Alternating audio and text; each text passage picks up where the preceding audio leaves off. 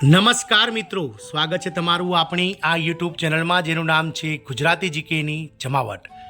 તો મિત્રો ગઈકાલે આ રાજ્ય સરકાર દ્વારા વિધાનસભામાં રાજ્યના જે આમ જનતા છે, સરકારી કર્મચારી છે, પેન્શનર છે વગેરે માટે જે બજેટ છે તે વર્ષ 2025-26નું પૂર્ણ કદનું બજેટ જે છે તે વિધાનસભામાં રજૂ કરવામાં આવ્યું, જેમાં મિત્રો લાખો કર્મચારીઓ અને પેન્શનર્સોને મોટી ભેટ સરકાર દ્વારા જાહેર કરવામાં આવી છે। ગઈકાલે એટલે કે સોમવાર 17 માર્ચના રોજ રજૂ થયેલા જે બજેટમાં રાજ્ય સરકાર દ્વારા મોંઘવારી ભથ્થામાં વધારો કરવામાં આવ્યો હતો।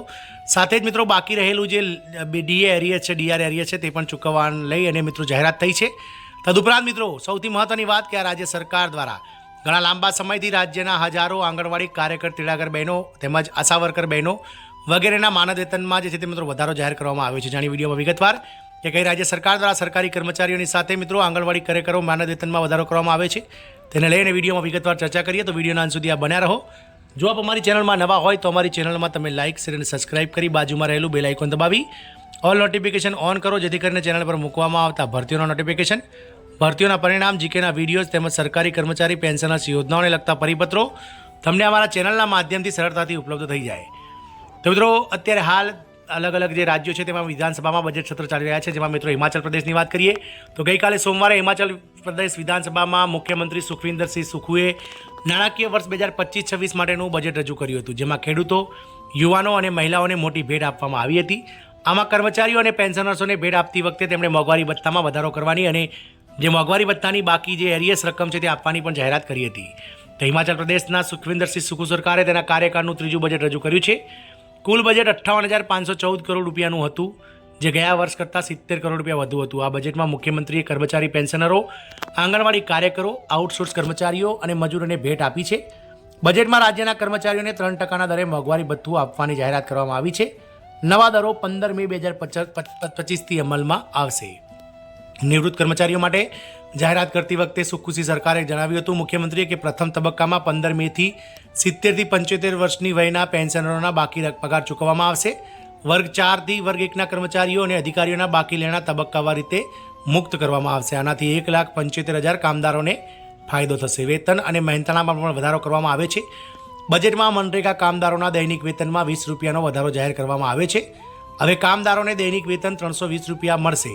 પહેલાં દૈનિક વેતન 300 રૂપિયા મળતું હતું। રાજ્યના લાખો મનરેગા કામદારોને આનો સીધો લાભ મળશે। આઉટસોર્સ કામદારોને હવે દર મહિને 12,750 રૂપિયા મિનિમમ જે છે તે પગાર મળશે।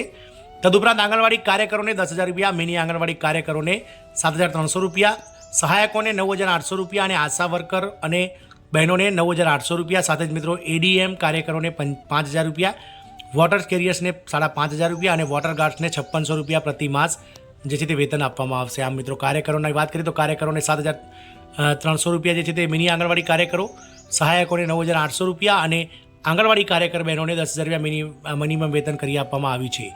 સીવણ શિક્ષકો, જાહેર બાંધકામ, એસએમસી અને આઈટી શિક્ષકોના મલ્ટીટાસ્ક વર્કરના માનદ વેતનમાં 500 રૂપિયાનો વધારો કરવામાં આવે છે।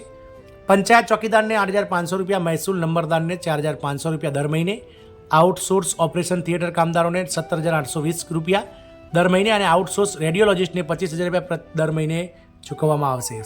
સાથે જ મિત્રો જનપ્રતિનિધિઓ માટે પણ ભેટ આપવામાં આવી હતી।